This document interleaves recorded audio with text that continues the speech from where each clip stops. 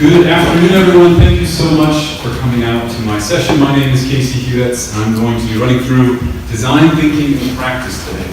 So a little about me. Again, Hudetz. I'm a senior experience designer at the global marketing and technology company Digitas LBI in Chicago. I've been there a year. It's a great place. I have my master's in human-computer interaction from DePaul University, where I learned a lot of the stuff we're going to be talking about today. And I'm also, as Candace mentioned, a UX design instructor in Chicago. Now, I never heard of South by Southwest, really, until I got this invitation. And there are just so many events going on. It's crazy.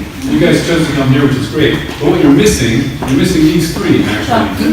And if there's time, you can still run and catch the blockchain one if you want. But it means a lot that you took the time to come to mind, so thank you. So we're going to start with one of the most famous design thinking case studies that's out there. So this is Doug Dietz. I'm Doug Dietz. You see that? Okay. Thank you, Doug. And Doug, in 2007, he and his team at GE came up with this MRI machine. And this thing is the magnetic resonance imaging, where they can peer into the human body like magic. And it's an engineering feat. So I was just running through this hospital to check out my new product that I had just finished. I'm really excited. And I kind of almost like barged in, took my wallet and all the metal stuff out of my pockets, and ran in and was, with my baby, and I was just a proud papa, basically. So that's Doug. He's talking about the first time he saw this product, this cutting-edge piece of technology. And when he got there, though, he realized that his machine, in context, looked like a brick with a hole in it. He wasn't very happy with how it looked actually in the hospital. And he came to find out, too, that some of his patients, mainly the kids, were terrified of it. They were scared of using it and going through the machine.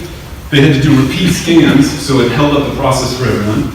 And then on top of that, there was an 80% sedation rate. So it was not a success in the way that Doug wanted it to be. And he knew he had to solve the problem.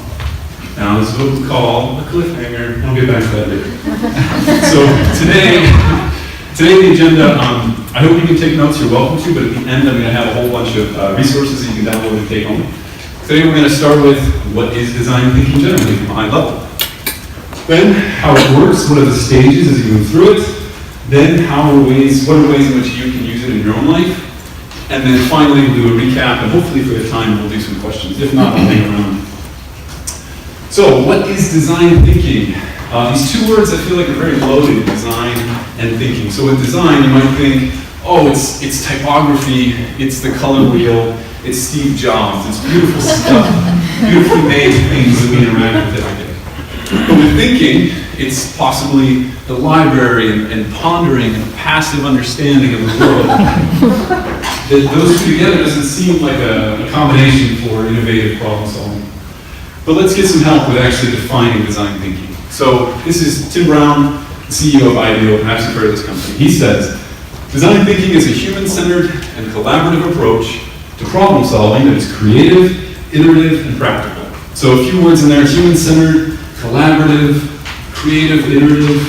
Okay, you maybe get an idea from that. Let's hear from a few other people.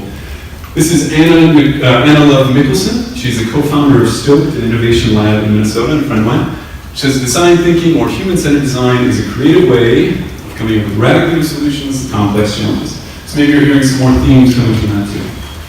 The Nielsen-Norman Group, this is a big name in my field of user experience design. They say design thinking ideology asserts that a hands-on, user-centric approach to problem solving can lead to innovation. Innovation, hands-on, user-centric, you're starting to see these emergent definitions from those three. And you may be here because you've seen there's a lot of things written about design thinking generally. The Harvard Business Review writes about it all the time. Wall Street Journal, Forbes, Washington Post, New York Times. Quite a few books about it. Changed by Design by Tim Brown, who just heard from. The Design of Business by Ralph Martin. Creative Confidence, it's a really good one. And the seminal book is this one. I had to read it a few times in graduate school. It's called Human-Centered Pizza Party: How Design Thinking Saved My Band, My Business, and My Life, by Chuck E. Cheese. He didn't write this book. I actually just photoshopped that. And another thing, entertainment is a middle name. That's a lot of pressure to put on a kid. unfortunately. But it worked out, it worked out. So design thinking, what are some overall benefits? As you'll see, through the case studies today, it can be applied in any industry. It leverages collective experience. There's that idea of being siloed. So this part of the company does this, and the other company does that, and this helps break those walls down. And it creates value while solving real problems. So let's talk about value there for a second.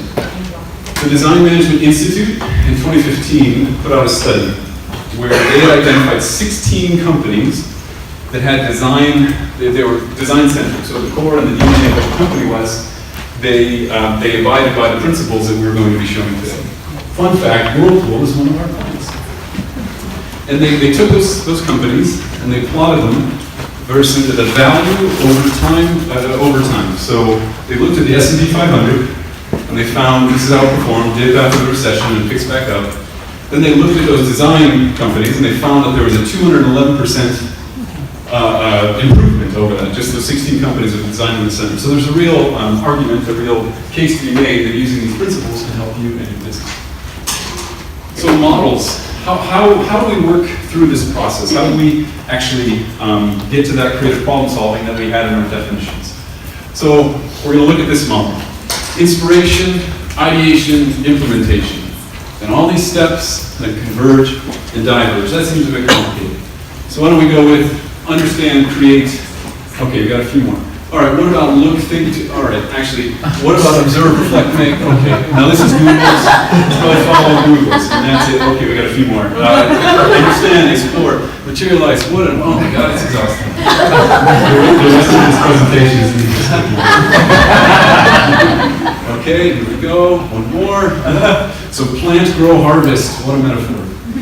So with all of these, if you boil them down, they're really getting at the same approach of what they're trying to do. And that can be summed up in this empathize, define, ideate, prototype, test. And this is out of the Stanford E-School. So this is the model that I'm going to be talking about today. All right, so how it works. And to follow on the heels of making sure we had a new model out there, I changed it a little bit for my presentation. So start with empathize. That's the process of understanding the users, the clients, the customers, the people that you are actually serving. Next is the define phase. So it's finding the right problem to solve. Next is ideate or brainstorm, just coming up with ways to solve that problem. Then it's prototyping, taking those abstract ideas and turning them into physical prototypes you can use.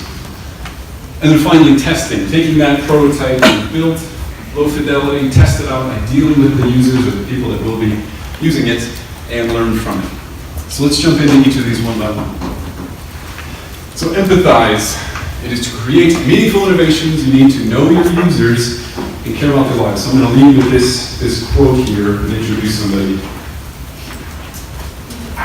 You never really understand a person until you consider things from his point of view, until you climb into his skin and walk around in it. That quote from Atticus Finch, from Harper Lee, from The Kill Mockingbird, I think really sets us up well in terms of what we're trying to do as designers in the first stage. So, to empathize, one approach is you really just need to observe the people that you are trying to solve a problem for. And there's a mindset going into that observation phase that is one that I think we should all take, and I'm going to introduce yet another person here too. This is my son, Henry, and he is 9 months old, and he's so much fun. Henry is great at climbing around our apartment, and I learned a ton from him, mainly that I need to clean out my refrigerator. It's disgusting. But he embodies what a lot of people call a beginner's mindset. By virtue of being a beginner, he's seeing everything with new eyes. So for us to be a beginner here, we need to be truly curious about what we're seeing day to day. This is how a door opens. Is this how the door should open? Is this how our website should behave? Etc., etc. Question everything, as a young child would. And then don't judge. Is anyone here taking the MBTI? No? All right, one guy in the back. Ooh. The idea is that you want to perceive and not judge what you're seeing. Just take it in so you're not putting it into a category right away, which can be hard. So that's general high-level observing, like Henry. So next, to engage, you got to find the most attractive stock photo hipsters possible. Walking around Austin today, so I put it. And interviewing. Interviewing is a simple technique to get to know the people you're trying to solve a problem for. We, as a people, we understand things through stories. We remember things through stories. So when you're interviewing, you want to have them tell a story about what it's like to use your product or service, because a lot can be pulled from that. Next, don't ask binary questions. That was fun, right? Do you like this? Yes or no? You don't get anything from it. And the corollary, the opposite to that, is to ask why. Why? To dig down further. So I have my volunteer here that's going to walk us through the why principle. So everyone, round of applause for that.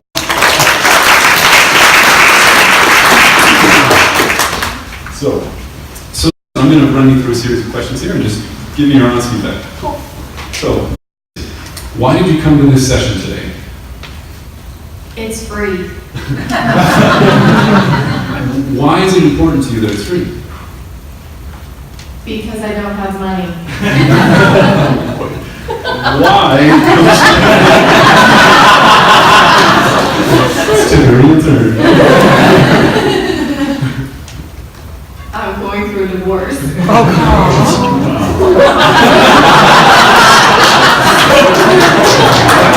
Why did I choose you as the And why don't we give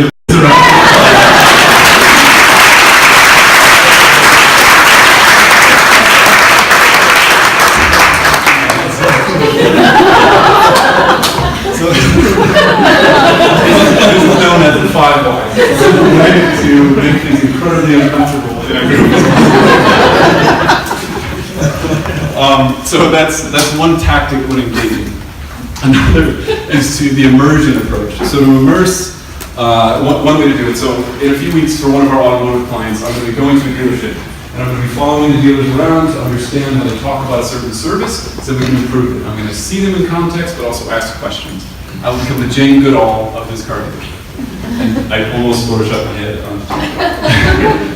So this is a famous story out of IDEO where they wanted to understand what was wrong in this hospital or system. So they had one of their designers and researchers sit down and hold the camera and just go through the whole hospital and see what it's like from a patient's point of view to have it. So from there they gained a lot of empathy and understanding of their customers and patients that way. This is a story in the New York Times a few years ago. In Japan, Airbnb wasn't being adopted as it was in other countries. And so they sent a few researchers there to actually be embedded in mostly like an anthropological study of these different super users, the ones that are using Airbnb, to understand why do you do it, why aren't others, and how do we build upon that. So through this stage, I'm just going to beat it into you, these metaphors. We are looking to get to the center of the onion. We are trying to get to the center of who the people are that we're trying to design for so that we can give them what they need. So that's empathize, that's the first stage. So defining the right problem is the only way to create the right solution. So here's a quote, a famous one in the business world. If I had asked people what they wanted, they would have said faster horses, by Henry Ford. And the reason I bring this quote up here between empathize and define is for a few reasons. One, I think it gets at what we're trying to do in the first stage, where you're trying to figure out what do people actually want behind what they say. And then second, it's about identifying the right problem. They say they want faster horses, but really, if you break it down, if you're trying to solve for faster horses, you could have better food or train the horses better, wear better saddles, whatever you do with horses. But really what people want is a faster way as an individual to get from A to B. And if you frame the problem that way, then you could get to cars. And then Henry Ford would go from there. So define is about framing the problem in such a way that it's understandable and that you can answer it appropriately. So after you've gone and seen everyone in that empathize phase, and you understand your users or humans that you're trying to design for, you need to unpack all that information. The interviews, the observations, the notes. What do you do with that? So after you unpack, and I'll show what that's like, you need to synthesize it. You need to put it into something that's understandable so that you can try to mine some insight out of it. So if you've seen anything about design thinking, it's probably Post-it. That's like the #1 thing that people associate with design thinking. I feel like 3M stock was a spike after whoever invented it. So after you go out and you do your research and you have all these notes, it's common to just write them all out. Write them on Post-it notes, post them to a wall, and just have them in one place so your whole team can see it. Then, to synthesize it, there are a few approaches. This is called saturate and group, also called affinity diagramming, where you look at all those notes and you try to find what are the themes that are emerging from everything we're hearing in the hospital, at the car dealership. What are people actually saying beneath what they're saying? What are we hearing multiple times? Saturate and group. Another is, here we go, movement, the empathy map. So this is a way to understand our users in a different way. So we take those notes and we start plotting them to understand the people that we just researched. So what did they actually say? Let's put those notes on the top left. What do they do that we witness them doing? What do they think? Based on what they're saying and doing, what do we believe they're thinking? How can we infer what they're thinking? And then next, what can we infer about their feelings? What are they feeling? From these empathy maps, you can build out these other artifacts, these other models. Does anyone here use MailChimp? Okay, does anyone actually administer using MailChimp? So you send out email marketing campaigns? Okay, good. So MailChimp have developed personas. So they've researched all their users and done a deep dive into, okay, who are the most common people that use this? So Andre, the developer, is self-serving. That's a horrible way to be described. They look at these composite personas and they hang them around the office to understand and go against, is this something that Ada, the receptionist, would need? It's a way to gut check against the people you're designing for versus what you're actually designing. So personas. Another thing you can do is plot all your notes on a timeline. So it can be called an experience map or a journey map. Can you guys all hear me back there? Experience map or a journey map. And this is a very simple looking one. But we have step 1, step 2, step 3, all the positive things that have happened in each of those steps. How do we improve upon them? How do we make sure those happen every time? And then what are the negative things? What's the friction of the sticking point that we can figure out and solve? So here's an example from 2010 of the Starbucks experience map. So it's maybe hard to read there, but up top we have the enriched experience, which is positive, poached, negative experiences. Poached meaning I assume the competitor may do better. Then we have anticipate, enter, engage, exit, reflect. I just went to Starbucks and plopped through these stages what I was doing. Then there's touch points. Where are you? The office, the car, walk-in, blah, blah, blah. And then all these quotes about each step so that you can try to understand the user as it passes through it. So there's just a few in here that I think are kind of fun. Confusion. Is this my drink? Why did you not call out my name or name a drink? I pick up the drink and see that it has Eric on it. That's an actual quote from one of their users. Since then, you'll notice they have the app. You can put your name into it and then your name is printed. So in a way, they solve for that by keep listening to a consumer here. Next, good greeting is fake. I guess a train better. They're really nice. I don't know why that's a problem. And finally, regret. The sun is set and I finished my third latte. Another language, lost to the caffeine chance. I'm staring at the sea. Why am I like this? That's actually mine. That was mine. So Airbnb, also very design-centric. I believe their founders both went to LISD, the Rhode Island School of Design. They use this very well. They've done a lot of research on their users. Anyone here, have you used Airbnb? Are you using it right now? They did research on their users and they tried to identify the key traits of all of them. They had Pixar animators come in and draw them out so they could keep these users in mind. They also, like MailChimp, have them posted all around their office. But not only do they have those personas, they have the storyboards. Sorry, the quality's kind of low. But they have the storyboards of what it's like to be a host and then what it's like to be a guest. And if you track through here, each of these steps is a point that Airbnb believes they can improve by understanding what's happening. So if you're here in Paris for the first time and you're meeting your host and it's a moment of anxiety, what can Airbnb do in that moment, online or offline, to make sure that it's the best it can be? So Airbnb, Pixar, synthesizing. All right, so choose a point of view. The most important thing coming out of this define phase is having the right problem to solve. What your users need and defining it. So point of view is another way of saying it. So one kind of Mad Lib approach is the user needs to, users need, because some sort of insight. So let's look at an example. So go back to Doug Dietz from before. A doctor or parent needs to explain MRIs to kids because sedation rates are too high If you try to solve that, you can only go down so many paths. You can talk to parents better, you can have informational videos, but does that solve the problem? Doug Dietz and his team, they could say, a child being scanned by an MRI machine needs to feel like a kid because they are missing out on a normal childhood while in a hospital.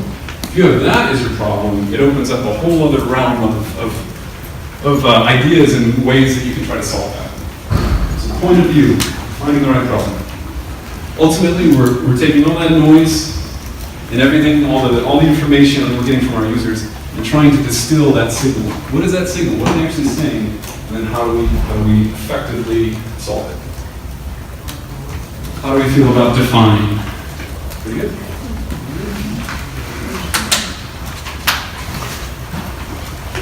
Okay, next. Ideate.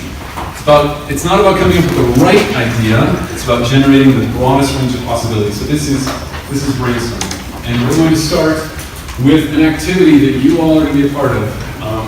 Not the 5 whys again, I'm not we're going to plan a yes, but party. So please pick the person next to you. You guys are partners, everyone partner up. Ideally somebody you don't know.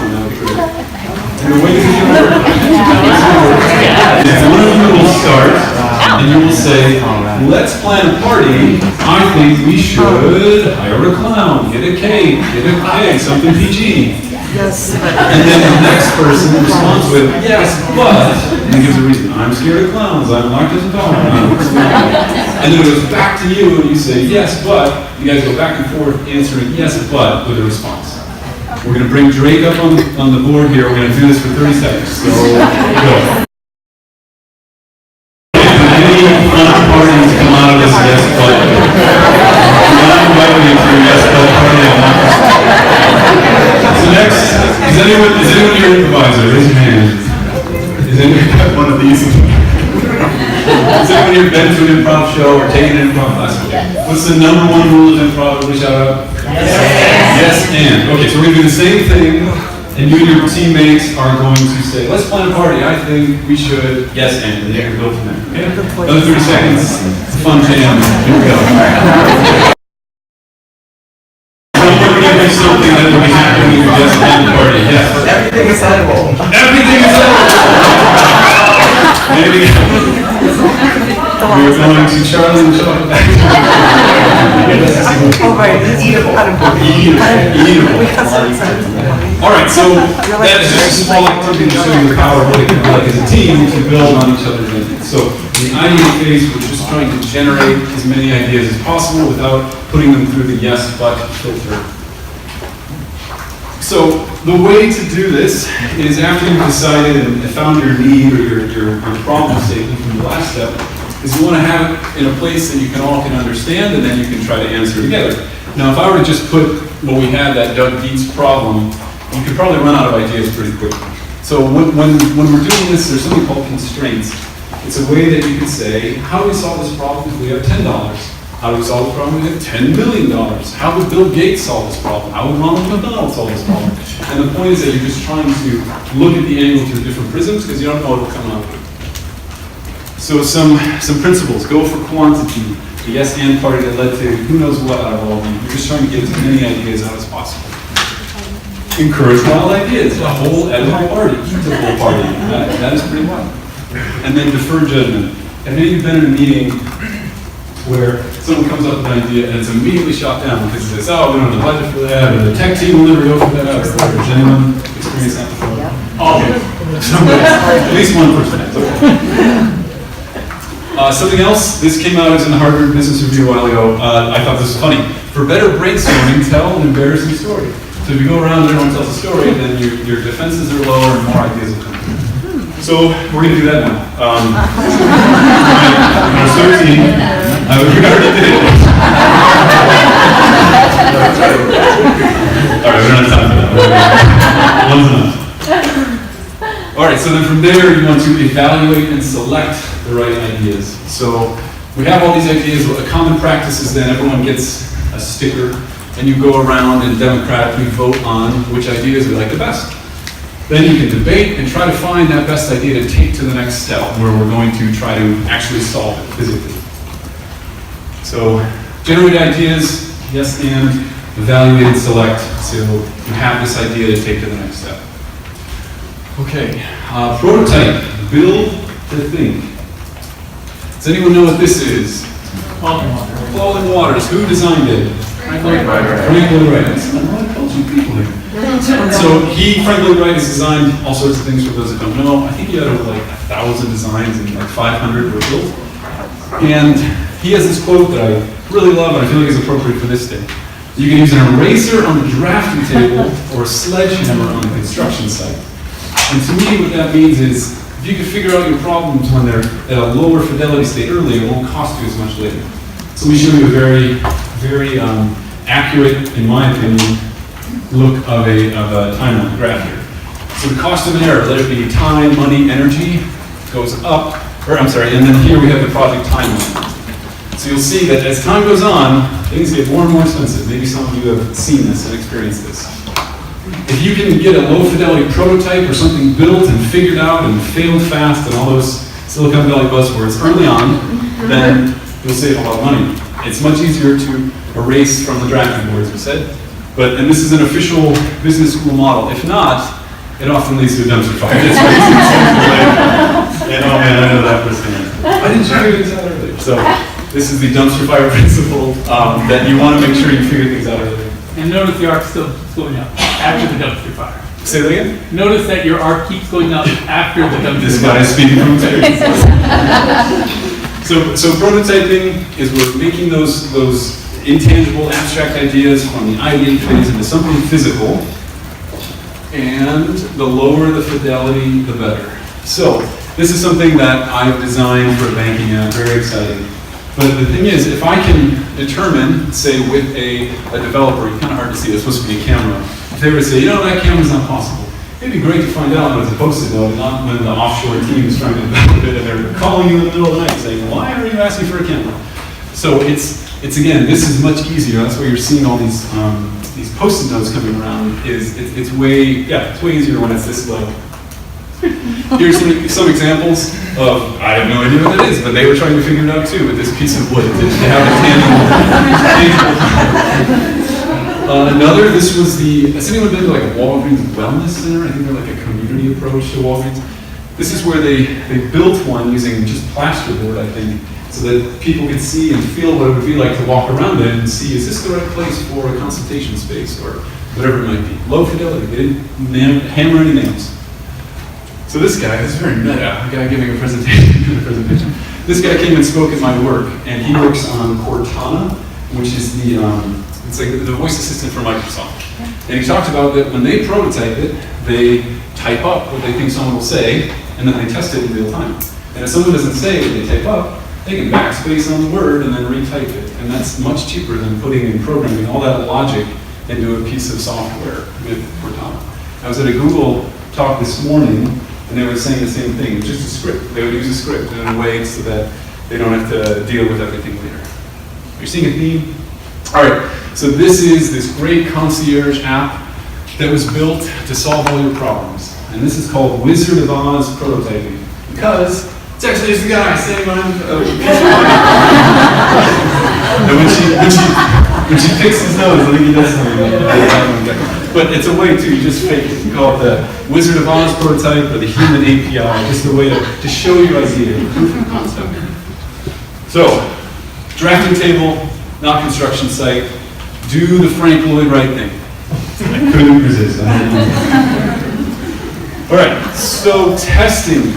It's an opportunity to learn about your solution and your user. So now we're taking this prototype that was ideated, that was defined, that was empathized, and we put it in front of people, ideally the ones that will be using this product, to understand more about our conclusion. So now I have another volunteer.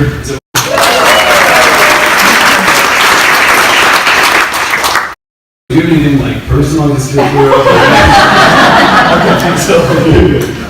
All right, so you are going to be testing a prototype that I built today. Okay. And while we're testing this, I want you to know that I'm testing the prototype. I'm not testing you. So if anything goes wrong, this is not your fault. It's ours as designers. Next, I'm going to need you to think out loud as you're using it. So I can't guess what you're thinking. I need you to say, I'm going to do this because this and because this. And those are my two instructions. You ready? All right, so here's this prototype. We are developing a frother for coffee, a portable frother for coffee. Okay, so I'm gonna give this to you and tell me how you use it. Go.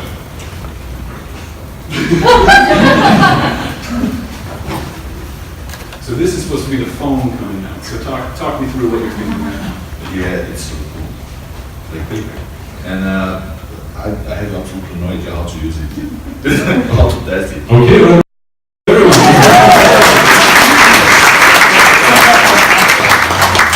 So we learned a lot in that prototyping session.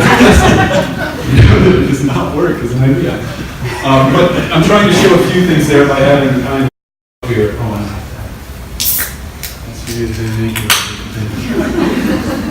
So what we're learning is we want them to experience the prototype like I was having them to use it so he can say, what the hell is this? Then we want them to think out loud, which we have in blue, again, got the cursing out of his brain very well. And then ask follow-up questions. So why did you do this? Use those 5 whys. Why would you look at this button and not tap it, et cetera, et cetera. Now while he is testing it and I am walking him through, ideally you have a partner and they're using something called a feedback capture grid. It's very simple. It's 4 quadrants. In the top left, you're writing everything that went well. You really like the froth, I don't know, whatever the good things that happened. Here they use a delta, but essentially like what were the challenges? In the bottom left, what questions does it raise by watching them use it? Finally, what ideas might it spark? We noticed that his hand didn't fit on the jar properly, so maybe we could rearrange where the button is, et cetera, et cetera. All right, so at the testing phase, we've walked through the ideal situation here sequentially to get to testing. So as you remember, we empathize, we define, we ideate, we prototype, we test. And after testing, there's a way that we can do something else. We've learned about our users more by actually seeing them in context using the thing that we have.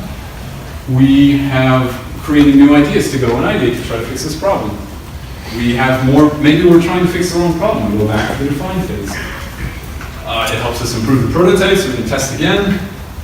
And that is the whole process, start to finish, in a very truncated, fast way. I'm not done yet, but how do we, you guys feel okay? Are you design thinkers officially? How are we doing on time? Oh my God, so much time. Okay, so moving on. Design thinking and you. So step 1, you gotta find those attractive hipsters again. I'm sure they're still hanging around. And what you want to do is just meet with your customers. Think about the people that you are trying to solve a problem for. Let it be someone who uses your website or maybe a student that you're teaching. In my field of user experience design, they say that if you have 5 users, 5 people use your website, you'll find 85% of the usability issues. You go all the way up to 100 and it's just diminishing returns. 5 is enough to really find some things going on.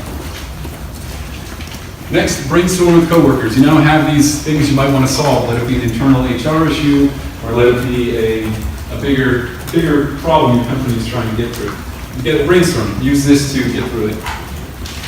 And then finally, get some practice. Although it's unfortunate this is so short and it's kind of a one-sided talk today, the best way to learn all this is to actually do it. And there are workshops at at General Assembly, but also everything I'm going to give you at the end has the materials that you could run with these yourself.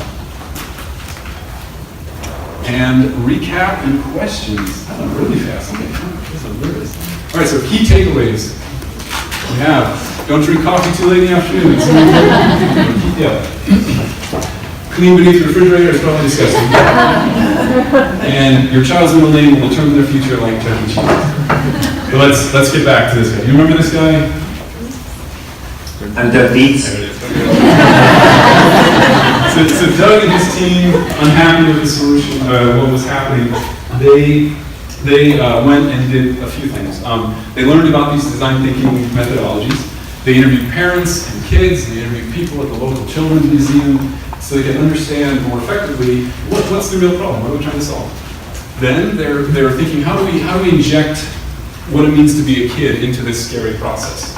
So they started prototyping, started sketching out what are ways we can bring these childhood things into this room that's so scary. So here we see a few. What they came up with is what is called the GE Adventure Series, where they transform all of their MRIs into these kid-friendly pieces. But not only that, it's not as if you're just going to a pirate ship.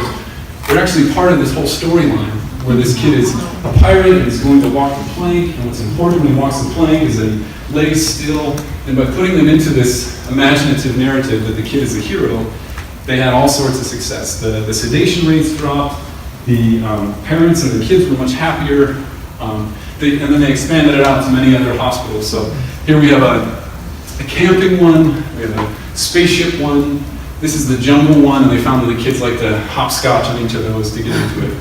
And Doug on the TED stage was saying that it was a success when he overheard a kid saying, "Can we come back?" Come on, that's a success story, right? So that's like the most famous example of using the design thinking principles to solve a real problem. All right, so a real recap here. So empathizing, we want to observe, like my son Henry, engage, immerse. Those are the three big ideas there. Defining, we want to unpack everything, we want to synthesize it, we want to find a point of view. Ideate, generate lots of ideas, and then evaluate them and take them to the next step. Prototype, we're trying to build all those ideas, ideally at a low fidelity, so we don't have that dumpster fire that we saw. And then testing them, we want to learn and improve, and take those learnings back out into the system and iterate on it to make it improve. All right, so now, let's do some other high-level things. Design thinking is a way to creatively solve problems. There's a book out right now, it's called Designing Your Life, and they use this to actually try to improve your life using these same principles. But it's also a way to do it within, obviously, your workspace like we're discussing. Helps teams collaborate, you're bringing in a lot of expertise from a lot of different areas in these different sessions we talked about. And design thinking is something you can do today using a few of these tips that we discussed. Thank you so much, everyone.